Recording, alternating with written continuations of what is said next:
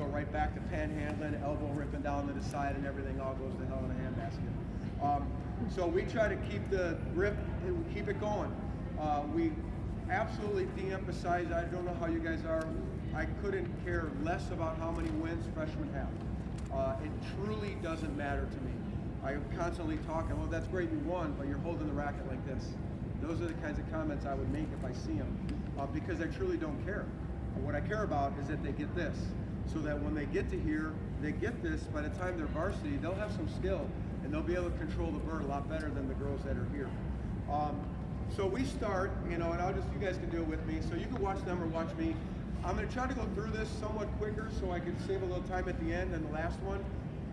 The forehand grip, I just so you kind of terminology-wise, once we're in that grip, I've got what I call the thumb side of the racket and the pinky side of the racket. It's just so the girls can kind of make heads and tails of it if I'm yelling out, thumb side's too late, Megan, whatever, I can yell it. Because I want to try to get them to lead with the pinky side and finish with the thumb side.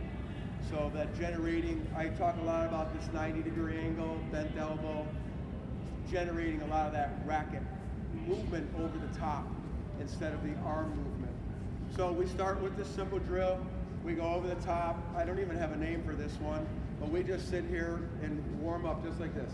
I always tell them, wet noodle, wet noodle. Try to create a wet noodle, because if they get too tight, it looks like this. I want to try to get the racket head to move 360 degrees all the way around with very little arm movement. It's just to try to get them to relax, right? They play so tight all the time. Everybody's squeezing tight. So we just start with that. Then I turn into what we call set position. So we turn to get set. As they do this, we always will turn the shoulder to the net as we go. I try to get them to look at the inside of the racket. So this is their home base. Some of them might be out here where that turns away. And there might be variations of this. Some of these other guys might do things a little bit differently. This works for me. It works for our girls. It kind of starts that pinky edge leading. So then I just call out a cadence. Ready? Go. Set, drop, hit.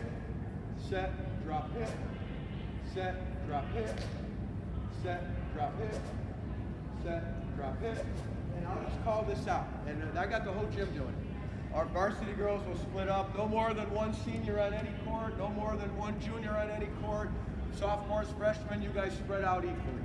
Right? So they're all on courts together. This is in the beginning. We got 12 courts in the gym, and I'm in the middle yelling all this stuff out to them, going through it. So we're set. So some things you'll see, because the girls will get lazy on this, right? It's not like this is an exciting drill, but it helps develop that habit, right? What habit are we looking for? We've got to make sure we get extended, racket head through, finish on the shoulder. They cheat the right side. So it starts looking like this. Right? Set, drop, hit, set, drop, hit, and this right side stays back. Hip, shoulder. Then when they go out on the court, they're hitting backward drops.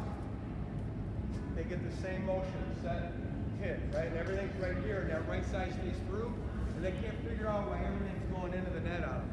So I just work to create the habits. Then when we get into those drills, I start talking about it again. Remember, we talked about the right side during racket swings. We talked about that. Finish your weight shift.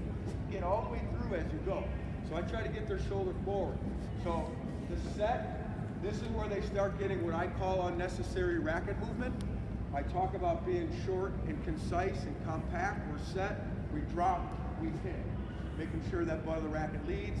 We get over the top pinky edge, snap through over the top, follow through across the side, right?